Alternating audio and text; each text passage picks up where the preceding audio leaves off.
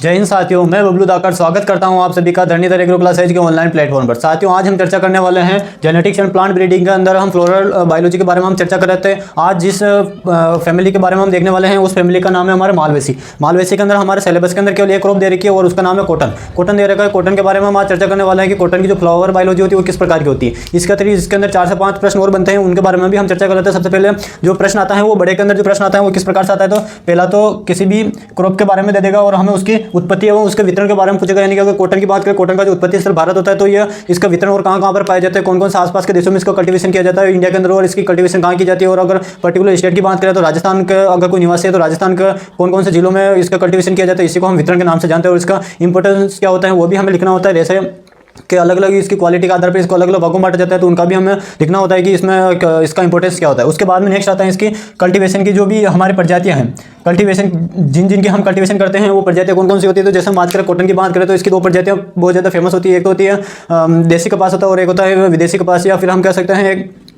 American cotton के नाम से उसको हम जानते हैं। जो विदेशी कॉटन जो कपास होता है उसको हम अमेरिकन कपास के नाम से जानते हैं। इनकी भी अलग अलग स्पीसीज होती है, तो वो प्रजाति खेती के लिए की जाती है और फिर इनकी वैरायटी आती है। उसके बाद में आता है इनका फ्लोरल बायोलॉजी आती है कॉटन की, यानी कि कॉटन की फ्लोरल बायोलॉजी क्या होती है। तो आपके सामने पॉइंट लिखा हुआ है, ये पॉइंट हमको एज ए सीक्वेंस के रूप में लिखना होते हैं और यही क्या कहलाती है, इसकी फ्लोरल बायोलॉजी कहलाती है। ठीक है ना, ये हमें पता होना चाहिए। उसके बाद में उसका जो भी प्रजनन की कौन कौन सी विधियाँ होती है तो वो आती हैं, और उसके बाद में आता है इसका ब्रीडिंग करने के क्या पर्पज होते हैं, तो वो अलग से प्रश्न बनता है। तो कभी कभी सेपरेट पूछा जाता है और कभी कभी बड़े क्वेश्चन के अंदर इंक्लूड करके सारे पॉइंटों के अंदर इसको क्वेश्चन के रूप में पूरा हमें लिखना होता है। ठीक है ना, तो ये इसके कई सारे पॉइंट होते हैं। तो सबसे पहले आज हम चर्चा करते हैं इसके अंदर मालवेसी के अंदर हमारे जो कॉटन आता है कौन आता है, हमारे जो सिलेबस में दे रखा है उस फसल का नाम है कपास। क्या है उस फसल का नाम? कपास है। कपास के बारे में हम देखते हैं तो कपास का जो साइंटिफिक नेम होता है वो गोसिपियम स्पीसीज होता है। जो अलग अलग इसकी कई सारी स्पीसीज होती है तो वो उनके आधार पर अलग अलग जाना जाता है। इसमें गुणसूत्रों की संख्या की बात करें तो इसमें गुणसूत्रों की संख्या 2n, जो देसी कपास होता है उसके अंदर 26 होती है, और जो विदेशी कपास होता है अमेरिकन कॉटन कपास जो होता है उसके अंदर इसकी 52 होती है, यानी जस्ट डबल हो जाती है। ये हमें याद रखना रहता है। ठीक है ना। उसके बाद में नेक्स्ट बात करें हम पुष्पक्रम की बात करें, जो कपास होता है इसके अंदर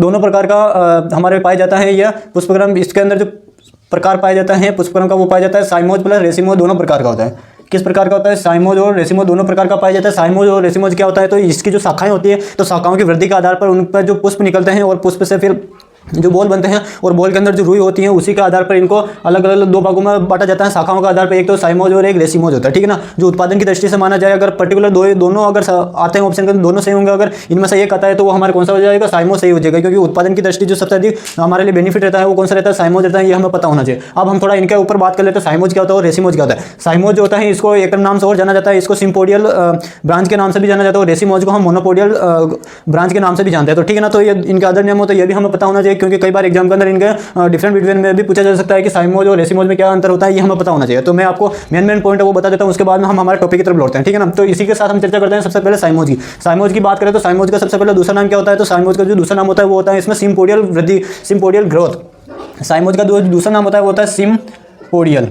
क्या होता है? सिम्पोडियल। ठीक है ना। अब ये सिम्पोडियल का अर्थ क्या होता है, ये जो साइमोज का अर्थ होता है वो सिम्पोडियल का अर्थ होता है। तो इसको हम सबसे पहले याद कैसे रखेंगे, तो इसमें देखना स इसमें भी पहले आ रहा है और इसमें भी स पहले आ रहा है। ठीक है ना। तो सिम्पोडियल और साइमोज ये दोनों स से स्टार्ट हो रहे हैं, तो ये हमें याद रखना। ठीक है ना। उसके बाद में हो जाएगा रेसिमोज, तो इसका सिम्पोडियल के जैसे एक होता है मोनोपोडियल, तो ये नाम आपको याद रखना। ठीक है ना। अब इन दोनों में हम डिफरेंट देख लेते हैं कि साइमोज और रेसिमोज में क्या डिफरेंट होता है। ठीक है ना। इन दोनों में हम डिफरेंट की बात करें तो साइमोज की बात करते हैं, ये मैंने एक पौधा बनाया, ये मान लीजिए कपास का एक पौधा है।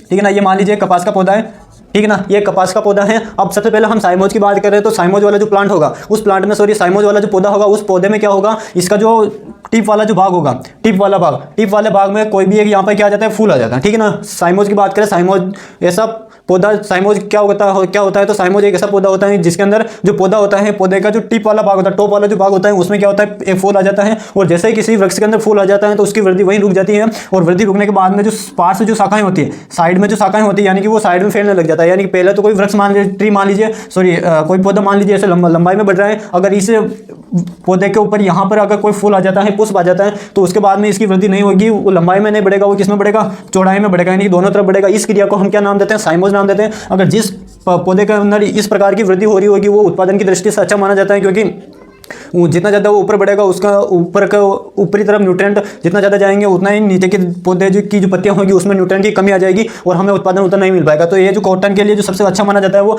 साइमोज माना जाता है। हालांकि इसके अंदर जो वृद्धि होती है वो दोनों प्रकार के पुष्पों के अंदर जो पौधा होता है उसके अंदर दोनों प्रकार के पुष्प बनते हैं, रेसिमोज भी बनते हैं और साइमोज भी बनते हैं। लेकिन जो अच्छा माना जाता है वो कौन सा माना जाता है? साइमोज माना जाता है। ये हमें पता होना चाहिए, ठीक है ना। टमाटर के अंदर भी साइमोज वाला जो अच्छा होता है वो माना जाता है। और जनरली जो साइमोज के अंदर जो गति होती है वो झिकझैक अपीयरेंस गति होती है, ये भी हमें याद रखना है। और इसके अलावा जो साइमोज होता है ये अगर आपसे पूछा जाए कि कौन सा फील्ड के लिए बेटर रहता है और कौन सा ग्रीन के लिए बेटर रहता है इसके लिए, इस केस में तो जो हमारा साइमोज होता है वो ग्रीन हाउस के लिए बेटर रहता है और जो रेसिमोज टाइप का जो होता है पौधा वो हमारे फील्ड के लिए बेटर रहता है। क्योंकि जो ग्रीन हाउस जो होता है उसके अंदर हम प्लांट की वृद्धि को कम ऊंचाई है उसकी ऊंचाई कम करवाते हैं, ग्रोथ जो होती है वो थोड़ी कम हो पाती है और उसके पार्ट्स में शाखा ज़्यादा निकलती है। क्योंकि ग्रीन हाउस का जो मेन पर्पज रहता है उससे हम अधिक से अधिक उत्पादन लेना रहता है, ये हमें पता होना चाहिए, ठीक है ना। ये तो उम्मीद आपको अंतर समझ में आ गया होगा। अब हम इसमें देखते हैं हमारा जो फ्लोरल बायोलॉजी है उसके बारे में हम चर्चा करते हैं, ठीक है ना। तो ये दोनों पुष्प हम याद रखने हैं, साइमोज और रेसिमोज। अगर एक पूछा जाए तो हो जाएगा हमारे साइमोज हो जाएगा, ठीक है ना। ये हमें पता होना चाहिए। उसके बाद में हम एक एक करके चर्चा करते हैं। तो सबसे पहले हम बात करते हैं पुष्पसूत्र की। पुष्पसूत्र मैंने आपके सामने इसीलिए पहले लिखा है क्योंकि हमारे पास में समय का अभाव है और अगर हम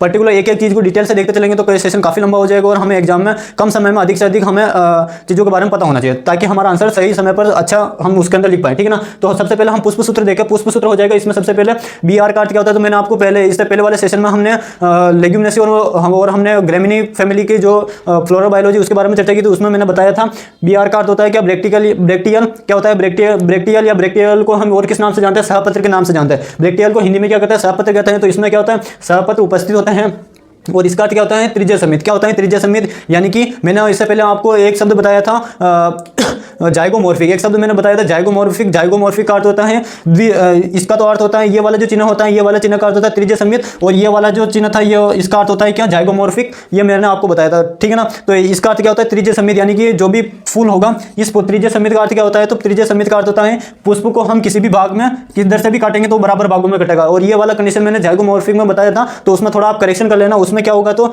जाइगोमॉर्फिक कंडीशन क्या कहते हैं? तो जाइगोमॉर्फिक कंडीशन ऐसी कंडीशन होती है पुष्प की जिसमें हम केवल पुष्प को एक बार में केवल उसको बीच में से काटेंगे तो केवल एक बार वो बराबर भाग में कटेगा, तो उसे हम जाइगोमॉर्फिक कंडीशन कहते हैं। त्रिज्य समित क्या होता है? तो त्रिज्य समित में हम पुष्प को किसी भी प्रकार से काटेंगे तो बराबर भाग में ही कटेगा, उस कंडीशन को हम त्रिज्य समित के नाम से जानते हैं, ठीक है ना। तो ये होता है त्रिज्य समित और एक होता है द्विसमित, ये हमें याद रखना, ठीक है ना। उसके बाद में आता है ये वाली कंडीशन क्या होती है? तो ये वाली कंडीशन द्विलिंगी कंडीशन या उभयलिंगी बताता है, यानी कि ऐसा पुष्प जिसके अंदर नर एवं मादा दोनों उपस्थित होते हैं, द्विलिंगी होता है। ये मैंने आपको पहले बताया था। और ये क्या होता है? तो ईपी, इसको बोलते हैं हम ये ईपी का अर्थ क्या होता है? तो ईपी का अर्थ होता है सहपत्र। सॉरी, इसमें याद रखना ब्रैक्टिकल का अर्थ नहीं होता सहपत्र। ईपी का जो अर्थ होता है वो क्या होता है? सहपत्र, यानी कि इसके अंदर कुछ अतिरिक्त पत्र पाए जाते हैं जिनको पौधे जो पुष्प होता है वो सुरक्षा प्रदान करने का काम करता है, ये हमें पता होना चाहिए, ठीक है ना। तो इसमें ईपी जो कैलिक्स होता है, ईपी कैलिक्स का इसका जो पूरा नाम होता है ईपी कैलिक्स होता है, ये हमें पता होना चाहिए। जो क्या होता है? जो बाह्य दलपुंज जो होता है इसके बाहर की तरफ जो पत्तियां लगी होती है उसे हम ईपी कैलिक्स के नाम से जानते होते हैं, ठीक है ना। तो ईपी कैलिक्स की इसमें संख्या कितनी होती है? 3 से 7 होती है, ये हमें याद रखना है। उसके बाद में आता है हमारे कैलिक्स बाह्य दलपुंज आता है जो कितना होता है? 5 होता है और ये आपस में जुड़ा हुआ होता है।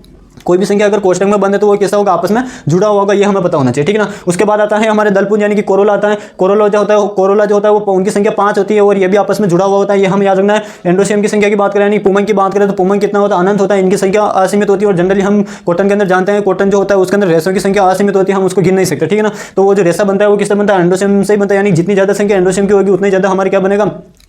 रेशे की मात्रा उसमें बढ़ती जाती है, ठीक है ना। इसी प्रकार हम बात करें ये जो हमारे एंडोसियम होता है ये कितना होता है? तो अनंत होता है, इसकी संख्या भी फिक्स नहीं होती, असंख्य होती है। और इसके अंदर कोरोला और एंडोसियम जो होते हैं वो आपस में कैसे होते हैं? दोनों आपस में जुड़े हुए होते हैं, इसीलिए इस वाला चिन्ह को क्या बोलते हैं? जब दो चीज़ आपस में जुड़ी हुई होती तो हम इस प्रकार का चिन्ह का प्रयोग करते हैं, ठीक है ना। उसके बाद आता है हमारा गाइनोसियम। गाइनोसियम भी क्या होता है? इसकी संख्या कितनी होती है? मिनिमम तो 5 होती है और हाईएस्ट जो होती है वो इनफाइनाइट होती है, अनंत होती है। और ये क्या होता है? आधारी भाग से ये भी जुड़े रहते हैं, ये हमें पता होना चाहिए, ठीक है ना। इसी ये हमारा पुष्पसूत्र होता है। इस पुष्पसूत्र के आधार पर हम पूरा हमारा फ्लोरल बायोलॉजी बना सकते हैं। तो हम स्टार्ट करते हैं अब हमारी फ्लोरल बायोलॉजी। तो हम फ्लोरल बायोलॉजी की बात करें तो इसमें सहपत्र जो होते हैं वो किस प्रकार के होते हैं? उपस्थित होते हैं, ये हमें याद रखना है। पुष्प की बात करें तो पुष्प किस प्रकार का होता है? तो पुष्प ये द्विलिंगी होता है।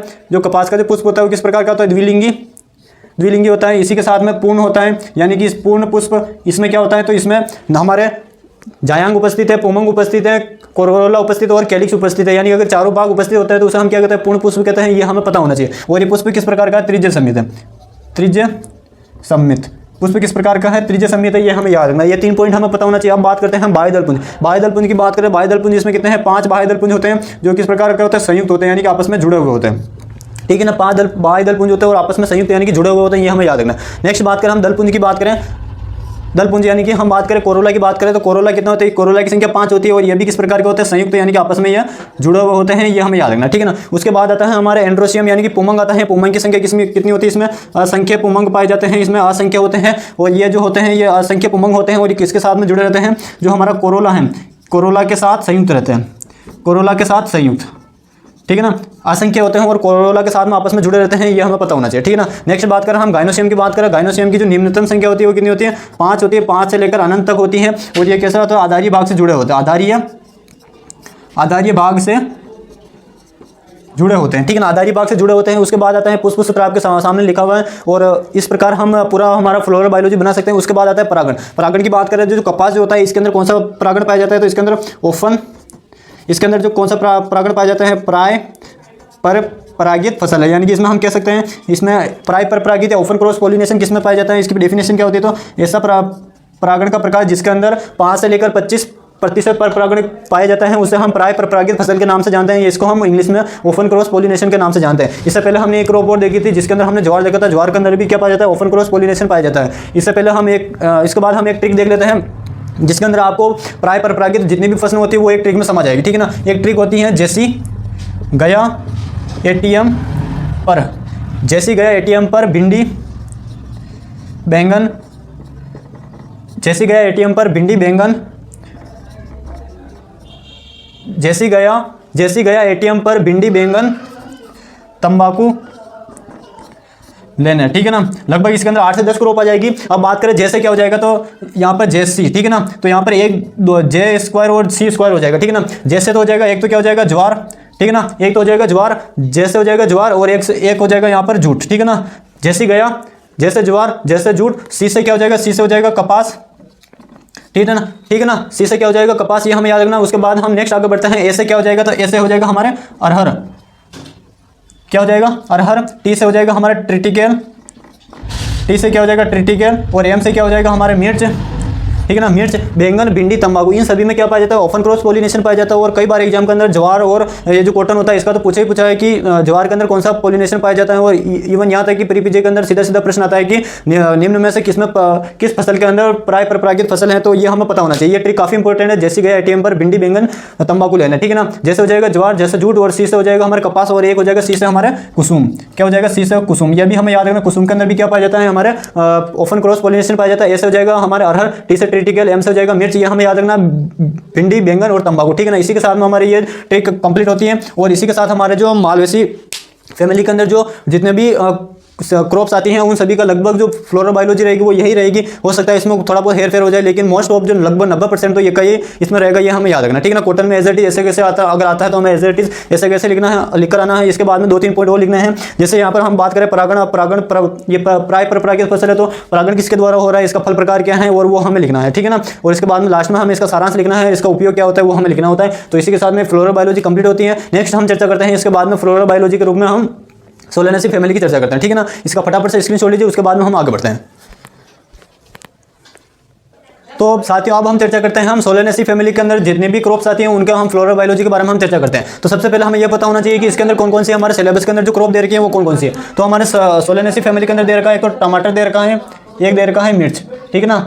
ये दोनों हमारे सिलेबस में दे रखा है और इन दोनों की जो फैमिली है वो क्या है, हमारे सोलेनेसी फैमिली है। तो इन दोनों के बारे में हमें चर्चा करनी है, ठीक है ना। तो अब हम चर्चा करते हैं सबसे पहले पुष्पक्रम की चर्चा करते हैं। इनका जो पुष्पक्रम होता है वो क्या होता है, तो मोस्ट ऑफ का जो सोलेनेसी जो फैमिली के अंदर जितनी भी क्रॉप्स आती हैं या वेजिटेबल जितनी भी आती हैं उनका जो मोस्ट ऑफ का ज़्यादातर के अंदर जो पुष्पक्रम रहता है या इन्फ्लोरेसेंस रहता है वो क्या रहता है, इसमें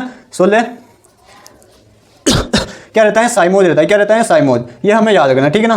ज़्यादातर के अंदर जो पुष्पक्रम रहता है वो क्या रहता है, साइमोज रहता है, ये हमें याद रखना, क्योंकि इनकी कल्टीवेशन जो ज़्यादातर जो वेजिटेबल्स होती है उनकी कल्टीवेशन हम कहाँ पर करते हैं, ग्रीन हाउस के अंदर करते हैं। और ग्रीन हाउस के अंदर अगर हमें लगाना है किसी भी क्रॉप को तो वो हमारा साइमोज प्रकार की होनी चाहिए, यानी कि उसकी लंबाई में उसकी वृद्धि कम होनी चाहिए लेकिन उसकी पार्ट्स में उसकी या फिर हम कह सकते हैं चौड़ाई में उसकी वृद्धि ज़्यादा होनी चाहिए ताकि हमें अधिक से अधिक उत्पादन मिल सके, ठीक है ना। तो हमें ये पता होना चाहिए। नेक्स्ट बात करें हम, ये सहपत्र होता है जो इसके अंदर एब्सेंट होता है, ये हमें याद रखना। उसके बाद में नेक्स्ट बात करें हम पुष्प की बात करें, तो पुष्प के अंदर हमारे क्या जाएगा, जो पुष्प होता है वो किस प्रकार का होता है, तो ये इसका जो पुष्प होता है वो किस प्रकार का होता है, द्विलिंगी, किस प्रकार का होता है, द्विलिंगी होता है, यानी कि ये वाला द्विलिंगी होता है। इसी के साथ में किस प्रकार का होता है, त्रिज्य सममित, किस प्रकार का होता है, त्रिज्य सममित होता है, ठीक है ना, त्रिज्य सममित होता है। उसके बाद में नेक्स्ट बात करें किस प्रकार का होता है,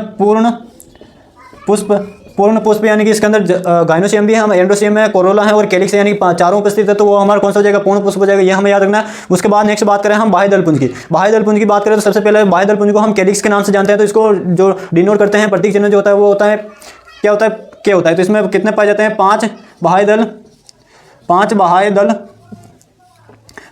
दल उपस्थित होते हैं और ये पांचों को पांचों किस रूप में पाए जाते हैं, संयुक्त अवस्था में पाए जाते हैं, यानी कि आपस में किस प्रकार के होते हैं, जुड़े हुए रहते हैं, ये हमें याद रखना, ठीक है ना। उसके बाद हम दलपुंज की बात करें, जो दलपुंज जो होते हैं वो किस प्रकार के होते हैं, तो वो दलपुंज जो होते हैं वो हमारे 5, तो इसमें क्या हो जाएंगे, दलपुंज उपस्थित हो जाएंगे, 5 दलपुंज उपस्थित, और ये किस प्रकार के होंगे, संयुक्त होंगे, किस प्रकार के होंगे, संयुक्त होंगे, ये भी हमें याद रखना, ठीक है ना, जुड़े हुए होंगे। उसके बाद आता है हमारे एंड्रोसियम आता है। एंड्रोसियम की बात करें तो एंड्रोसियम किस प्रकार का होता है, तो एंड्रोसियम भी कितने होते हैं, 5, ये एंडोसियम भी 5 होते हैं और ये भी किस प्रकार के होते हैं, संयुक्त होते हैं, ये हमें याद रखना है, ठीक है ना। ये किस प्रकार के होते हैं, संयुक्त होते हैं, ये हमें याद रखना है। और ये संयुक्त होने के बाद में किसके साथ में जुड़े रहते हैं, ये जुड़े रहते हैं हमारे कोरोला के साथ में, ठीक है ना, कोरोला के साथ में या इस प्रकार से जुड़े रहते हैं, ठीक है ना, किसके साथ में जुड़े रहते हैं, कोरोला के साथ में आपस में ये जुड़े रहते हैं, ठीक है ना, ये हमें याद रखना है। उसके बाद में हम गाइनोसियम की चर्चा करें तो गाइनोसियम किस प्रकार का होता है, तो गाइनोसियम द्विअंडपी होता है,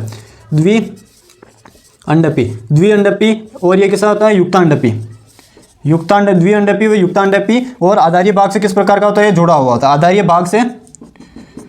भाग से जुड़ा होता है, ये हमें याद रखना, ठीक है ना। अगर यहाँ पर 1 लिखा होता है तो यहाँ पर इसको हम बोलते हैं 1 लिखा होता है 2 की जगह, तो इसको हम बोलते हैं एक अंडपी, 2 है तो इसीलिए हमने बोला द्विअंडपी। अगर यहाँ पर 3 होता है तो हम इसको बोलते हैं त्रिअंडपी। अगर 2 से ज़्यादा अनंत होता है तो इसको हम बोलते हैं क्या, इसको हम अगर 10 से ज़्यादा होता है तो इसको हम पॉलीअंडपी, या फिर हम कह सकते हैं इसको हम असंख्य अंडपी के नाम से इसको यहाँ पर रखते हैं, ठीक है ना। तो ये हमारे जो हमने पहले वाली जो कंडीशन देखी थी उसमें अंदर कितना था, 5 से लेकर वो तो हमारे अनंत तक था, ये हमने देखा था मालवेसी के अंदर। अब हम परागण की बात कर लें तो हमारे जो सिलेबस में दे रखा है टमाटर और मिर्च की बात करें तो टमाटर के अंदर तो कौन सा परागण पाया जाता है, टमाटर के अंदर पाया जाता है स्वपरागण।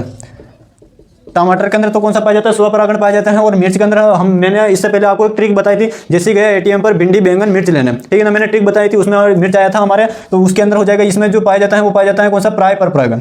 कौन सा पाया जाता है, प्राय पर परागण, ठीक है ना, प्राय पर परागण पाया जाता है, ये हमें याद रखना, ठीक है ना। इसी के साथ में हमारे जो सोलेनेसी फैमिली है उसकी फ्लोरा बायोलॉजी कंप्लीट होती है। ये केवल अगर हमें ये फॉर्मूला याद है, पुष्प सूत्र याद है, तो हम आसानी से किसी भी फैमिली की, चाहे किसी भी हम अगर क्रॉप दे तो हम उसका आसानी से फ्लोरा बायोलॉजी बना सकते हैं, ये हमें याद रखना, ठीक है ना। इसी के साथ में ये परागण याद रखना। मिर्च इंपॉर्टेंट है, एग्जाम के अंदर कई बार पूछा जाता है कि मिर्च के अंदर कौन सा परागण पाया जाता है, तो ओपन क्रॉस पॉलिनेशन पाया जाता है। परिभाषा क्या होती है ओपन क्रॉस पॉलिनेशन की, तो ऐसा परागण या ऐसी फसल जिसके अंदर 5 से लेकर 25 तक पर परागण पाया जाता है उसे हम ओपन क्रॉस पॉलिनेशन कहते हैं, ये हमें पता होना चाहिए। और एक आता है सेल्फ पॉलिनेशन क्या होता है, तो ऐसी फसलें या ऐसी परागण की विधि जिसके अंदर 5% से कम पर परागण पाया जाता है उसे हम सेल्फ पॉलिनेशन कहते हैं। एक बात याद रखना, किसी भी क्रॉप के अंदर 100% सेल्फ पॉलिनेशन नहीं होता, उसके अंदर 2 से लेकर 5% पर परागण होते हैं, क्रॉस पॉलिनेशन होता है, ये हमें याद रखना, ठीक है ना। इसी के साथ में हमारे मोस्ट ऑफ जो सिलेबस के अंदर लगभग जो 13 से 14 जो क्रॉप दे रखी हैं उनमें से मैंने आपको 4 तो मैंने आपको कवर करवाई थी ग्रेमिनी फैमिली के अंदर, 4 कवर करवाई थी मैं, 4 से 5 मैंने कवर करवाई थी आपको लेग्यूमिनेसी फैमिली के अंदर, और इसी के साथ में 2 इसमें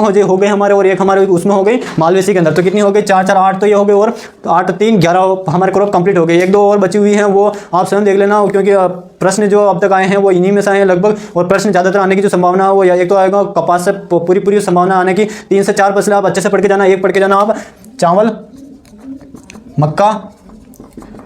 मक्का, इसी के अतिरिक्त कपास, एक मूंगफली, और एक याद रखना इसमें आप जवार, एक बाजरा, ठीक है ना, लेग्यूमिनेसी और ये ग्रेमिनी फैमिली की, और एक याद रखना आप कपास, क्योंकि जो हमारे अपवाद वाली जो चीज़ें हैं, क्योंकि कॉटन हाल ही में चर्चा का विषय भी बना हुआ था, और क्योंकि कपास एक हमारे रेशे वाली फसल है और ये एक हमारी नकदी फसल भी आती है, तो इसके अंदर से ज़्यादा प्रश्न आने की संभावना बनी रहती है। एक आप याद रखना बाजरे को अच्छे से पढ़ के जाना, क्योंकि हाल ही में इंडियन गवर्नमेंट के द्वारा और यूनाइटेड नेशन के द्वारा अंतर्राष्ट्रीय बाजरा वर्ष 2023 घोषित किया है, जो अभी वर्तमान में चल रहा है। क्योंकि हो सकता है क्योंकि अंतर्राष्ट्रीय बाजरा वर्ष घोषित करने का जो पीछे का जो उद्देश्य है वो बाजरा और बाजरे के संबंधित जितने भी इसके पीयर मिलेट्स जितने भी होते हैं उनकी संख्या को हमें बढ़ाना है, उनको हमें जेनेटिक इंजीनियरिंग की सहायता से, ब्रीडिंग की सहायता से उनके इस प्रकार की वैरायटी डेवलप करनी है, ताकि भविष्य में हम अधिक से अधिक उत्पादन प्राप्त कर सकें। तो ये हो सकता है बाजरे के ऊपर प्रश्न आ सकता है कि बाजरे की वर्तमान में चल रही जो भी इसके डेवलपमेंट के जो प्रयास किए जा रहे हैं वो कौन कौन से हो जाएंगे। तो बाजरे को आप अवश्य लेके जाना, इससे 100% प्रश्न आने की पूरी संभावना रहेगी, क्योंकि इसके पीछे का 2 कारण है। एक तो यूनाइटेड नेशन के द्वारा इसको अंतर्राष्ट्रीय